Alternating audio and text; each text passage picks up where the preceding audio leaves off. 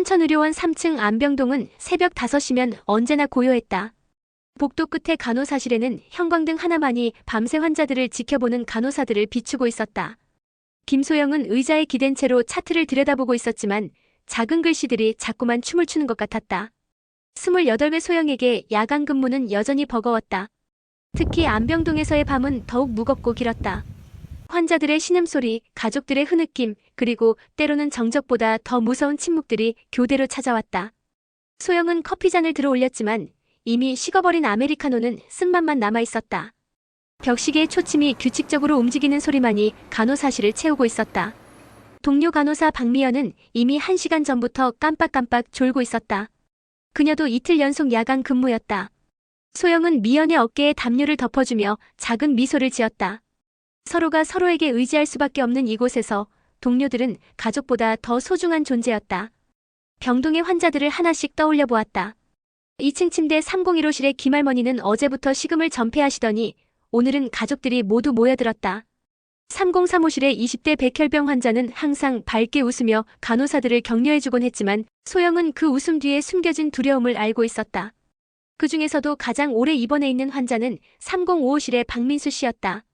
67세의 그는 벌써 넉 달째 이 병실에서 지내고 있었다. 말기 폐암 진단을 받고 온 그는 처음에는 치료에 대한 희망을 놓지 않았다. 하지만 시간이 흐르면서 점점 야위어가는 모습을 보는 것은 소영에게도 힘든 일이었다. 특히 그의 아내 정숙자 씨는 거의 병원에서 살다시피 했다. 64살의 그녀는 남편 곁을 한시도 떠나지 않으려 했다. 간이 침대 하나를 병실에 들여놓고 매일 남편의 식사를 챙기고 몸을 닦아주었다. 가끔 소영이 보호자도 좀 쉬셔야 한다고 권해도 정숙자 씨는 괜찮다며 웃어 보였다. 하지만 그 웃음 뒤로 깊어져가는 주름과 야위어가는 몸을 소영은 놓치지 않았다. 부부의 모습을 보고 있으면 소영은 자신도 모르게 울컥하곤 했다. 40년을 함께 살아온 부부의 사랑이 이런 시간에도 이렇게 깊고 진할 수 있다는 것이 신기하면서도 부러웠다. 동시에 그들의 마지막 시간들을 함께 지켜보는 것은 늘 가슴 아픈 일이었다. 소영은 시계를 다시 한번 바라보았다. 새벽 4시 55분. 이제 5시간만 더 버티면 오전 근무 간호사들이 출근할 시간이었다. 그때까지만 조용했으면 좋겠다는 생각을 하던 순간이었다. 띵동, 띵동. 갑자기 간호사실에 호출벨 소리가 울려 퍼졌다. 소영은 반사적으로 모니터를 확인했다. 3055실. 박민수 씨의 병실이었다. 소영은 잠시 망설였다. 박민수 씨는 평소에 호출벨을 자주 누르는 환자가 아니었다. 오히려 아파도 참으려고 하는 편이어서 간호사들이 더 신경 쓰곤 했다. 새벽 5시에 호출을 한다는 것은 뭔가 급한 일이 생겼을 가능성이 높았다. 소영은 재빨리 일어나 슬리퍼를 신었다. 옆에서 졸고 있던 미연이 눈을 비비며 일어나려 하자 소영이 손짓으로 괜찮다는 신호를 보냈다. 간호사실 문을 조용히 열고 복도로 나섰다. 새벽의 병동은 언제나 다른 세계 같았다. 낮에는 가족들의 발자국 소리와 대화 소리로 북적거리던 복도가 지금은 고요하기만 했다. 깐깐이 병실에서 새어나오는 신음소리와 기계 소리만이 정막을 깨트릴 뿐이었다. 305실 앞에 도착한 소영은 문고리를 잡기 전에 잠시 귀를 기울였다. 안에서는 아무 소리도 들리지 않았다. 혹시 환자가 위급한 상황인 건 아닐까 하는 불안감이 엄습했다. 소영은 조심스럽게 문을 열고 병실 안을 들여다보았다. 병실은 어둠에 잠겨 있었지만 창가 쪽 침대에서 희미한 불빛이 새어나오고 있었다. 침대 위에 독서등이 켜져 있었다. 소영은 발걸음을 죽이며 커튼 쪽으로 다가갔다. 무엇을 도와드릴까요? 소영이 작은 목소리로 물었지만 대답이 없었다.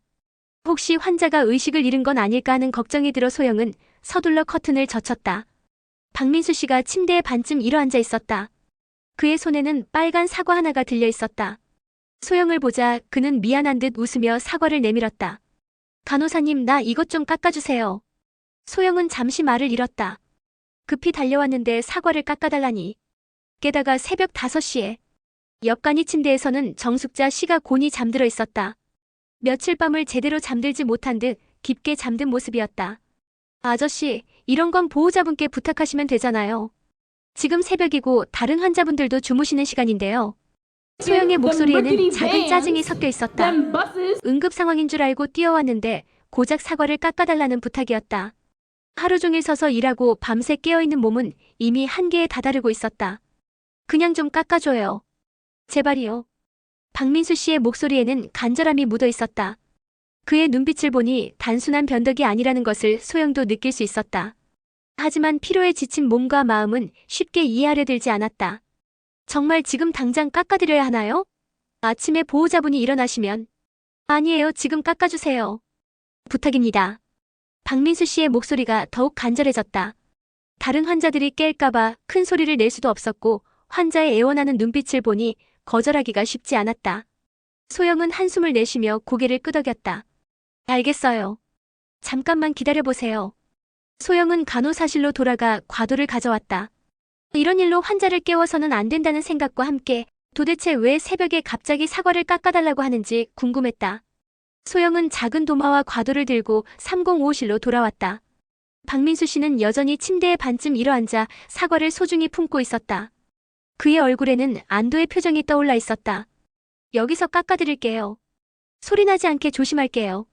소영은 침대 옆 테이블에 도마를 놓고 과도를 들었다. 빨간 사과는 정숙자 씨가 어제 사온 것 같았다. 크기도 적당하고 윤기가 흘렀다. 소영은 재빨리 껍질을 벗기기 시작했다. 그런데 박민수 씨가 또 다른 부탁을 했다. 먹기 좋게 잘라주세요. 소영은 속으로 한숨을 쉬었다. 그냥 껍질만 벗겨주면 될 줄 알았는데 자르기까지 해달라니. 하지만 이미 시작한 일이니 끝까지 해야겠다는 생각으로 사과를 반으로 뚝 잘랐다. 박민수 씨가 사과 조각들을 바라보더니 다시 입을 열었다. 예쁘게 좀 깎아달라고요. 이번에는 소영도 참을 수가 없었다. 새벽에 잠을 깨워 사과를 깎아달라고 하더니 이제는 예쁘게 깎아달라고 한다. 할 일도 많은데 이런 까다로운 요구를 하다니. 소영은 귀찮은 표정을 숨기지 못하고 사과를 대충 잘라주었다. 이 정도면 되시죠? 소영의 목소리에는 짜증이 묻어났다. 하지만 박민수 씨는 여전히 만족스럽지 않은 표정이었다. 사과 조각들을 이리저리 살펴보더니 조심스럽게 말했다. 토끼 모양으로 깎아주실 수 있나요? 아니면 꽃 모양이라도. 소영은 정말 어이가 없었다. 지금이 몇 시인데 토끼 모양으로 깎아달라고 하는 거냐? 다른 환자들은 잠들어 있고 자신은 밤새 일한 몸으로 서 있는데. 소영은 과도를 내려놓으며 말했다. 아저씨, 정말 지금 이런 걸 해야 하나요? 아침에 보호자분이 깨시면 그때 부탁하시면 안 될까요? 그러자 박민수 씨의 얼굴에 실망의 빛이 스쳤다. 그 표정을 본 소영은 마음이 조금 누그러졌다. 결국 환자는 환자였고 자신은 간호사였다. 아무리 짜증이 나도 환자의 부탁을 거절할 수는 없었다. 알겠어요. 조금만 기다려보세요. 소영은 다시 과도를 들고 사과를 정성스럽게 깎기 시작했다. 귀 부분을 길게 잘라 토끼 모양을 만들고 가운데 부분은 먹기 좋게 한 입 크기로 잘랐다. 생각보다 시간이 많이 걸렸다. 10분 정도 지나서야 겨우 모양이 나왔다. 어떠세요? 소영이 완성된 사과를 보여주자 박민수 씨의 얼굴에 환한 미소가 떠올랐다. 마치 아이처럼 기뻐하는 모습이었다. 고맙습니다. 정말 고맙습니다. 이렇게 예쁘게 깎아주셔서. 박민수 씨의 진심 어린 감사 인사에 소영의 마음도 조금은 풀렸다. 하지만 여전히 이해할 수 없는 부분이 있었다. 왜 하필 새벽에, 왜 하필 지금 이런 부탁을 한 것일까? 그럼 이제 주무세요. 다른 환자분들도 잠들어 계시니까 조용히 해주세요. 소영은 도마와 과도를 정리하며 말했다. 박민수 씨는 여전히 사과를 들여다보며 흐뭇한 표정을 짓고 있었다. 간호사님, 정말 고마워요. 제가 무리한 부탁을 드린 것 같은데. 괜찮아요. 이제 주무세요. 소영은 서둘러 병실을 나왔다. 복도를 걸어가면서도 계속 이상한 기분이 들었다. 분명히 짜증이 났었는데 박민수 씨의 기쁜 표정을 보니 마음 한편이 따뜻해지기도 했다. 간호사실로 돌아와 도구들을 정리하면서 소영은 생각에 잠겼다.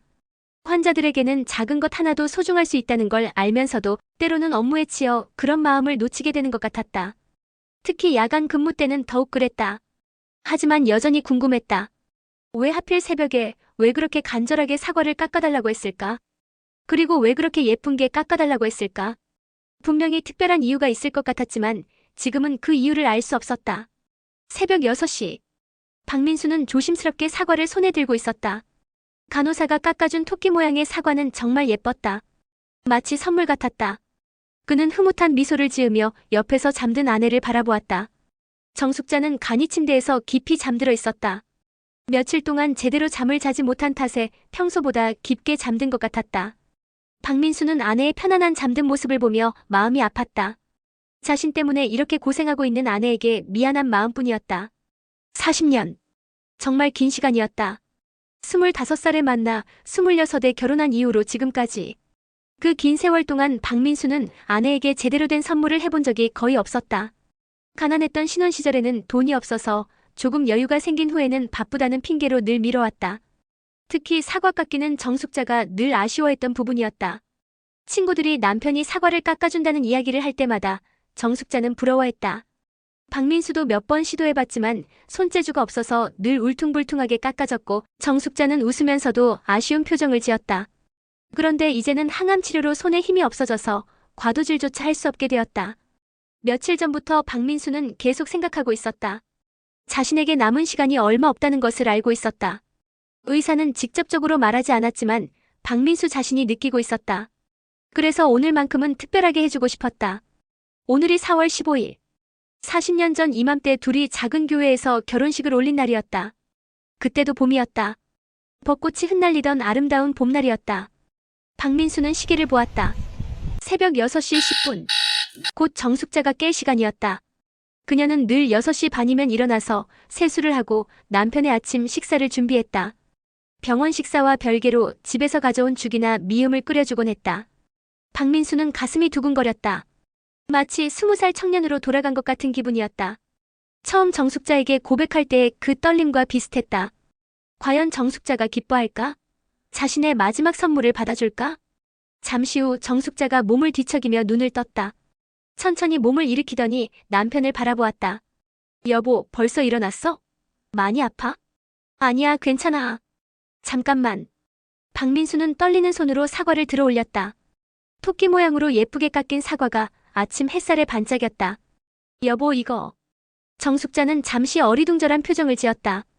갑자기 사과를 내미는 남편이 이상했다. 결혼기념일 축하해. 박민수의 목소리가 떨렸다. 40년 만에 처음 깎아주는 사과야.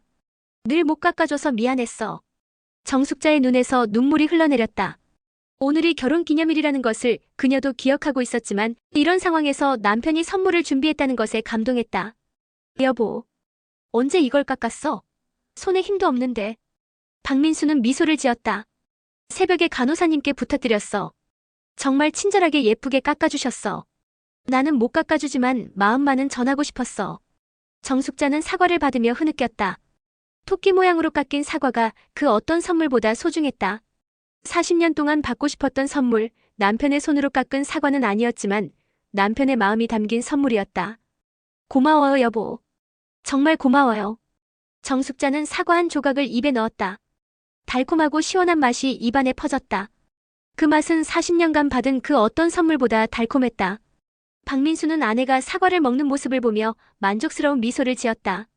비로소 자신도 한 번은 아내에게 제대로 된 선물을 해줄 수 있었다. 마지막 선물이 될지도 모르지만 그래서 더욱 의미 있었다. 결혼기념일이 지난 후 박민수의 상태는 눈에 띄게 나빠졌다. 사과를 깎아달라고 부탁했던 그날 이후로 그는 마치 모든 에너지를 쏟아낸 것처럼 급격히 쇠약해져 갔다. 식사량도 줄어들었고 대부분의 시간을 잠으로 보냈다. 소영은 매일 박민수의 병실을 들러 상태를 확인했다. 그날 새벽에 일이 자꾸만 마음에 걸렸다. 왜 그렇게 간절하게 사과를 깎아달라고 했는지, 왜 그렇게 예쁘게 깎아달라고 했는지 여전히 궁금했다. 하지만 박민수는 그 후로 거의 말을 하지 않았고 정숙자 씨도 남편의 상태 악화로 인해 더욱 침울해져 있었다. 이틀째 되는 날 소영은 낮 근무 중에 305호실을 지나가다가 정숙자 씨가 홀로 울고 있는 모습을 보았다. 박민수는 깊이 잠들어 있었고 정숙자는 창가에 서서 조용히 눈물을 흘리고 있었다. 소영은 조심스럽게 병실에 들어가 정숙자의 어깨에 손을 올렸다. 괜찮으세요? 정숙자는 급히 눈물을 닦으며 고개를 끄덕였다. 네, 괜찮아요. 그냥 조금 힘들어서요. 소영은 정숙자 옆에 서서 함께 창밖을 바라보았다. 봄볕이 따스하게 내리쬐고 있었다. 벚꽃이 흩날리는 계절이었다. 많이 힘드시죠? 이런 때일수록 보호자분도 건강 챙기셔야 해요. 정숙자는 작은 미소를 지었다. 고마워요. 간호사님들이 정말 잘해주셔서. 특히 며칠 전에 새벽에 사과 깎아주신 일 남편이 정말 기뻐했어요. 소영은 깜짝 놀랐다. 정숙자가 그 일을 알고 있었다니. 아, 그때 일을요? 깨어 계셨나요? 아니요, 나중에 남편이 얘기해줬어요. 결혼기념일 선물이라고 하면서 사과를 주더라고요. 40년 만에 처음 받은 사과였어요. 소영은 그제야 모든 것을 이해했다. 결혼기념일 선물. 그래서 그렇게 간절했던 것이고, 그래서 그렇게 예쁘게 깎아달라고 했던 것이었다. 새벽에 호출벨을 누른 것도 아내가 깨기 전에 준비하고 싶어서였을 것이다. 그런 의미였군요. 저는 몰랐어요. 정숙자는 고개를 끄덕였다. 남편이 평생 사과를 한 번도 깎아준 적이 없거든요. 손재주가 없다고 늘 미안해했어요. 그런데 이번에는 간호사님께 부탁해서라도 깎아주고 싶었나 봐요. 소영의 가슴이 뭉클해졌다. 그 새벽에 자신이 얼마나 무심했는지 깨달았다. 환자의 간절한 마음을 이해하지 못하고 귀찮아했던 자신이 부끄러웠다. 셋째 날 박민수의 상태는 더욱 악화되었다. 의식이 흐릿해지는 시간이 늘어났고 가족들이 하나둘 병원으로 모여들기 시작했다. 박민수의 아들과 딸 그리고 손자까지 모두 모였다. 소영은 야간 근무 중에 305호실을 지나가며 가족들이 모여있는 모습을 보았다. 모두들 침묵 속에서 박민수를 지켜보고 있었다. 정숙자는 남편의 손을 꼭 잡고 있었다. 그날 밤 박민수는 잠시 의식을 되찾았다. 소영이 병실을 들러 상태를 확인할 때였다. 간호사님. 박민수가 작은 목소리로 불렀다. 네, 무엇을 도와드릴까요? 고마웠어요. 사과. 정말 고마웠어요. 박민수의 목소리는 희미했지만 진심이 담겨 있었다. 소영은 박민수의 손을 가만히 잡아주었다. 천만에요. 좋은 선물이 되었다니 다행이에요. 박민수는 미소를 지으며 다시 눈을 감았다. 그것이 소영과 나눈 마지막 대화였다. 다음 날 새벽 4시. 소영은 또다시 야간 근무 중이었다. 며칠 전 사과를 깎아달라던 그 시간과 비슷한 시각이었다. 하지만 이번에는 호출벨이 울리지 않았다. 대신 305호실에서 흘러나오는 작은 울음소리가 복도까지 들려왔다. 소영은 가슴이 철렁 내려앉았다. 급히 일어나 병실로 향했다. 문 앞에서 잠시 망설이다가 조심스럽게 문을 열었다. 박민수는 조용히 눈을 감고 있었다. 마치 깊이 잠든 것처럼 평온한 표정이었다. 정숙자는 남편의 손을 꼭 잡고 흐느끼고 있었고 아들과 딸도 아버지의 침대 주위에 서서 조용히 울고 있었다. 소영은 박민수의 맥박을 확인했다. 이미 숨이 끊어진 지 10여 분이 지난 것 같았다. 정말 조용한 임종이었다. 고통스러워하지도 않고 가족들에게 둘러싸여 평안하게 세상을 떠났다. 정숙자가 소영을 바라보며 말했다. 간호사님, 우리 남편이. 목이 메어 말을 잇지 못했다. 소영은 정숙자의 어깨를 가만히 안아주었다. 편안하게 가셨어요. 아무런 고통 없이. 정숙자는 남편의 얼굴을 쓰다듬으며 속삭였다. 고생 많았어요, 여보. 정말 고생 많았어요. 소영은 임종 처리를 위해 의사를 호출했다. 곧이어 당직 의사가 와서 공식적인 사망 확인을 했다. 오전 4시 23분. 박민수의 마지막 시간이 기록되었다. 가족들은 박민수의 시신을 정리하기 시작했다. 정숙자는 남편이 평소 좋아하던 깔끔한 셔츠를 입혀주었다. 딸은 아버지의 머리를 정성스럽게 빗겨주었고 아들은 아버지의 손을 가지런히 모아드렸다. 소영은 가족들의 마지막 작별을 지켜보며 마음이 아팠다. 3개월 넘게 지켜본 환자였기에 더욱 그랬다. 특히 며칠 전 사과를 깎아달라던 그 새벽의 일이 자꾸만 떠올랐다. 그때 박민수 씨는 이미 자신의 마지막이 얼마 남지 않았다는 것을 알고 있었을 것이다. 장례식장으로 시신을 옮기는 과정에서 정숙자가 소영에게 다가왔다. 간호사님 정말 고마웠어요. 남편이 마지막까지 간호사님 얘기를 했어요. 소영은 울컥했다. 제가 더 잘해드리지 못해서 죄송해요. 아니에요. 충분히 잘해주셨어요. 특히 사과 깎아주신 일. 남편이 정말 기뻐했어요. 마지막까지 그 얘기를 했어요. 정숙자의 눈에서 또다시 눈물이 흘렀다. 그게 남편이 저에게 해준 마지막 선물이었어요. 40년 만에 받은 첫 사과이자 마지막 사과였어요. 소영도 참았던 눈물이 흘러내렸다. 그 새벽에 자신이 얼마나 무심했는지, 환자의 간절한 마음을 제대로 이해하지 못했는지 깨달았다. 시신이 병실을 떠날 때까지 소영은 가족들과 함께 있었다. 305호실은 갑자기 너무나 텅 비어 보였다. 넉 달 동안 박민수와 정숙자 부부가 살아왔던 작은 공간이었는데 이제는 그냥 빈 병실일 뿐이었다. 병실 정리를 하던 중 소영은 침대 서랍에서 작은 메모지 하나를 발견했다. 박민수의 글씨로 쓰여 있었다. 숙자야, 40년 동안 고마웠어.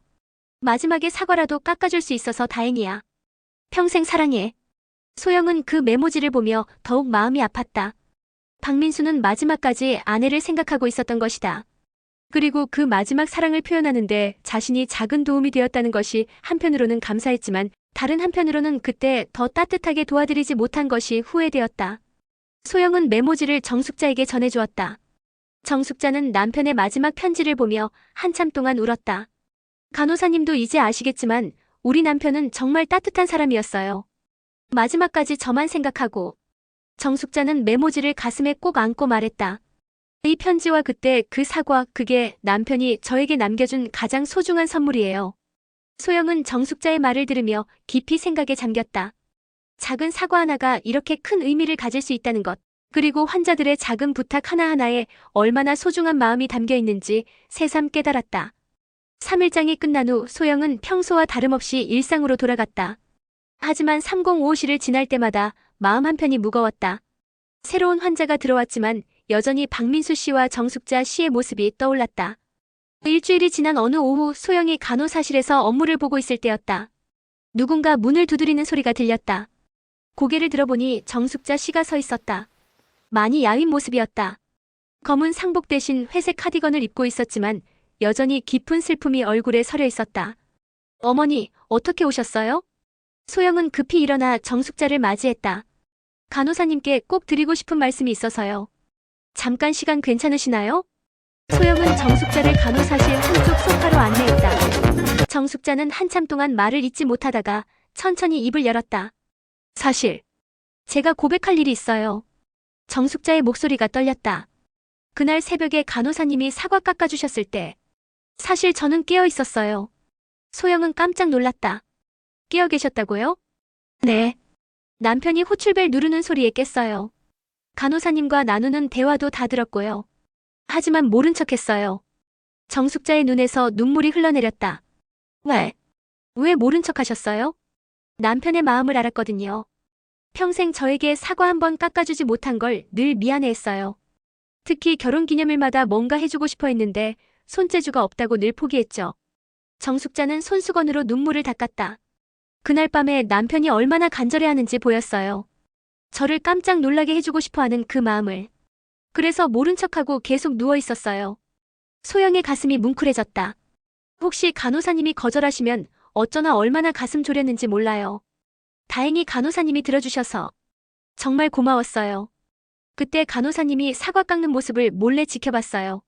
남편 얼굴에 어린아이처럼 기대에 찬 표정이 떠올랐을 때 저도 모르게 울컥했어요. 정숙자는 잠시 말을 멈추고 깊은 숨을 들이쉬었다. 남편이 토끼 모양으로 깎아달라고 했을 때 간호사님이 조금 귀찮아하시는 것도 봤어요. 당연한 일이죠. 새벽에 갑자기 그런 부탁을 하다니. 하지만 끝까지 정성스럽게 깎아주시는 모습을 보면서 정말 감사했어요. 소영은 그날 자신의 태도를 생각하며 부끄러워졌다. 제가 너무 무심했어요. 짜증을 냈었거든요. 아니에요. 충분히 그럴 수 있어요. 오히려 그런 상황에서도 끝까지 도와주신 게 고마웠어요. 정숙자는 작은 미소를 지었다. 그 다음날 아침에 남편이 사과를 건네며 결혼기념일 축하한다고 했을 때 저는 정말 놀란 척했어요.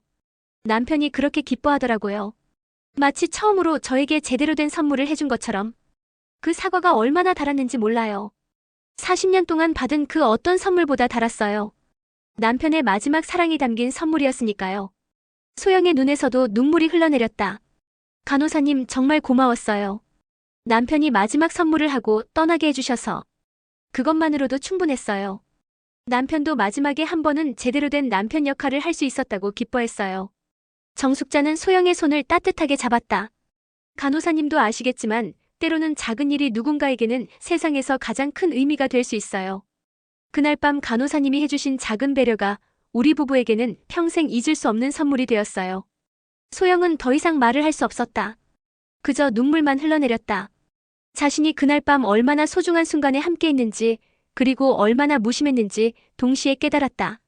정숙자가 돌아간 후 소영은 한참 동안 그 자리에 앉아 있었다. 간호사실은 조용했고 오후 햇살이 창문을 통해 들어와 소영의 얼굴을 비추고 있었다. 눈물 자국이 마른 뺨에 따스한 온기가 전해졌다.